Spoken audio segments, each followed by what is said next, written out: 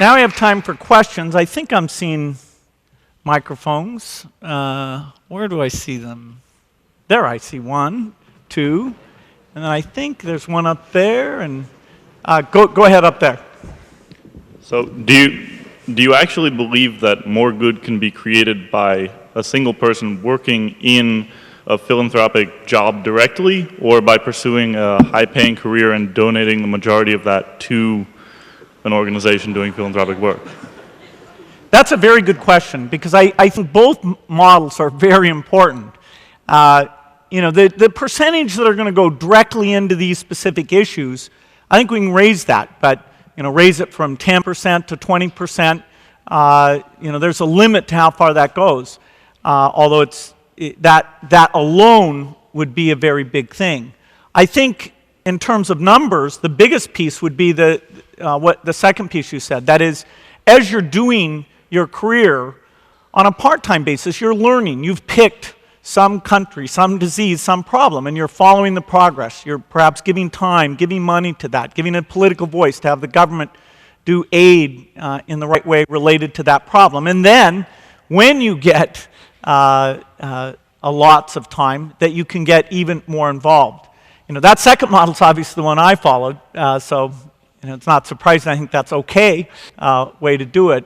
But it will be a mix. The biggest heroes probably will be the ones who go into it full time, and my hat goes off to the people who do it that way. Thank you. So I'll do this one and we'll go clockwise. Go ahead.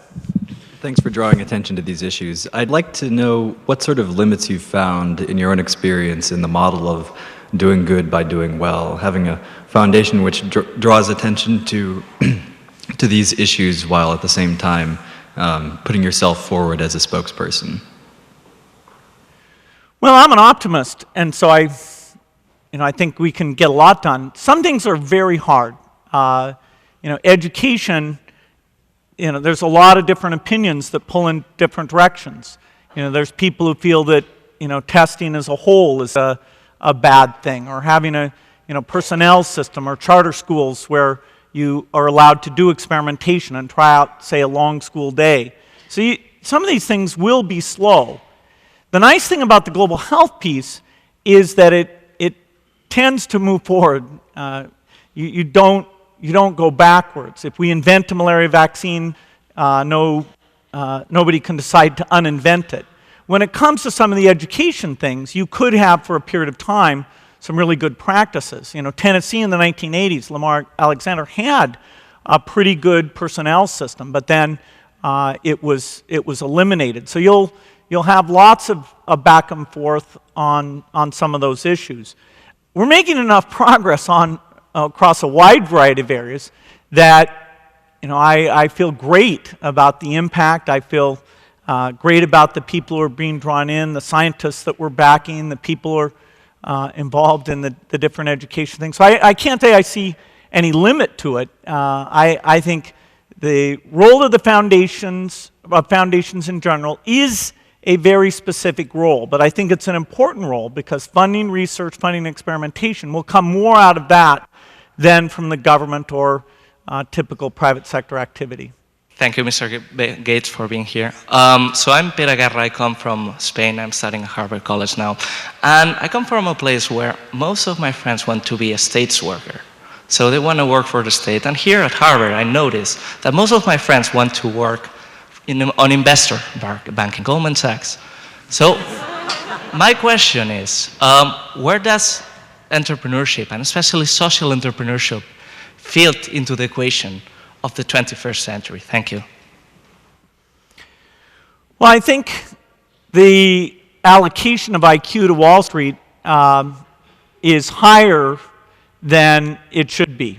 And it's a fascinating thing that a capitalistic system has done that. Why are those rewards so disproportionate? Why aren't they competed away? And what could you do? There's definitely a very important role for the financial sector. The idea of price signals and allocating resources. I'm a capitalist. I believe in that there must be a financial sector.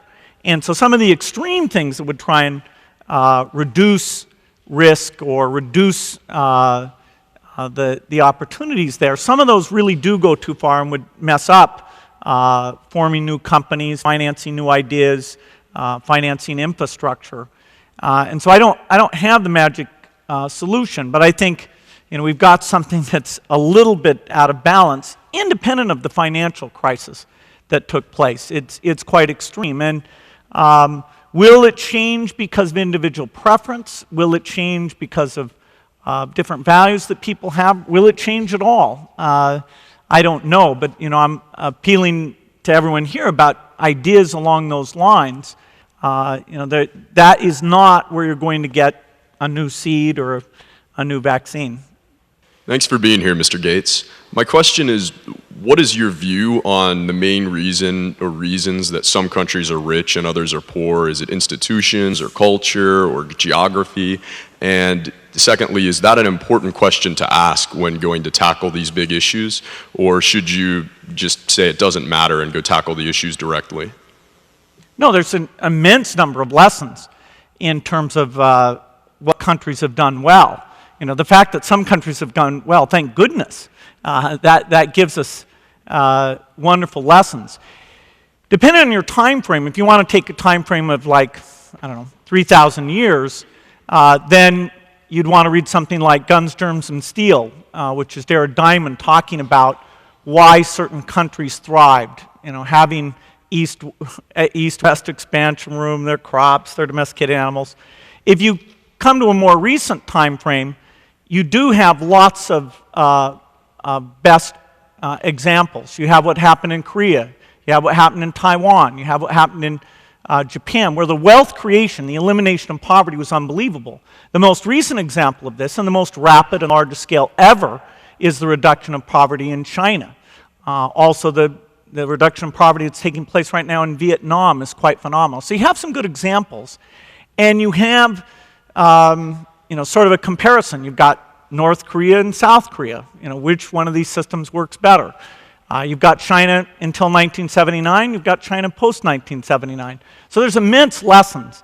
If you boil those down, people like Timothy Taylor have written about this, basically investing in some infrastructure so that you can have property rights and education, that's where you have these unbelievable payoffs. Once you get health to a certain level, agricultural productivity to a certain level, then the key is sort of rule of law and education. And every economy, you could take the input into getting kids into primary school, secondary school, and universities and predict their economic success in the decades that come after that. It's amazing what a dominant factor that is. And there's many other lessons. So absolutely, Diamond has a new book out called Natural Experiments of History that takes this theme and goes into some depth, even looking at different parts of China about different parts of India, about what worked and what did not work. Thank you. Thank you for being here, Bill Gates. My name is Sangudeli and I'm from Ghana. My question is, Dambiso Moyo recently wrote a book called Dead Aid, in which she decries the system of aid we have now, where she claims that Western aid is contributing to a perpetual cycle of poverty on the continent. And I wanted to know your thoughts on the current system of aid and what you think about teaching Africa to fish versus giving Africa fish. Thank you. Sorry. Ladies and gentlemen, this is the final question. Thank you very much. Okay. Well, I totally disagree with the book because it's like she hasn't looked at aid at all and actually what it's spent on. When you give kids vaccines and they survive, when you improve health and population growth goes down, that doesn't interfere with capitalistic markets. It doesn't create an aid dependency. When you have a famine and people are starving and you actually bring food in, that's not a bad thing where you think, oh, geez, let them starve. Maybe capitalism will come along here. The kind of aid that went to Mexico and Brazil and South Korea did not impede them. Think of anyone here who has a scholarship. Do you think that lack of raw capitalism where you were actually given a hand up that, that's something? Is that dead aid? That, was it a huge mistake to help somebody out? when we look at how aid's being spent to improve governance, to build capacity in these countries, take the biggest single category of aid increase over the last 10 years, buying AIDS drugs. Is it her view that those 4 million people should drop dead? And if aid is dead, then those 4 million people will be dead. So maybe that's what the title of the book is about, is dead. So I don't know. Why didn't she mention any of those things in the book? So, clearly I have a different view. Well,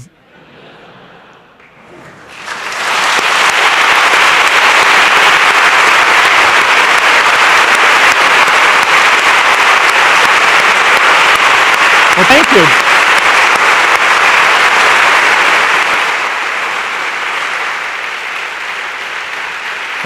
Thank you. I'll just leave you with one possible thing, which is that on the Foundation Facebook site, if you've got ideas about how we draw people in a general sense or for specific things, I'd love to hear from you on that, and I'll be looking over whatever ideas you have, and so I'd love to have an ongoing dialogue about it. Well, I'm sure you all have enjoyed this event, and we're all ready to go out and impact lives one person at a time. So why don't you all join me once more to thank Bill Gates. Thank you. Great. Super. Thank you.